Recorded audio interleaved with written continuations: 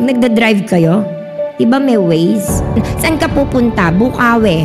Dadaling ka sa Bukawi. Pero kung saan-saan ka pa iikot-ikutin. Pero ang pinakagood doon, kahit ano mangyari, kahit gabihin ka, madaling araw, makakarating ka naman sa Bukawi. Hindi mo alam patutungan mo, mag-ways ka, sumunod ka lang, makakarating ka sa Bukawi.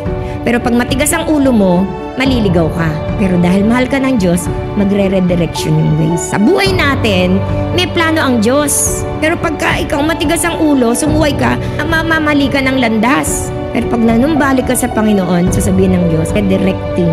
Ire-redirect ka ng Diyos at muli ka niyang ibabalik sa tamang landas para marating mo yung patutunguhan mo. Alam ng Diyos kung sa ano ang mangyayari sa'yo. Kaya ito yung plano ng Diyos, diretso ka, sumuway ka, lilihis ka. Pagdurusa, sufferings, etc.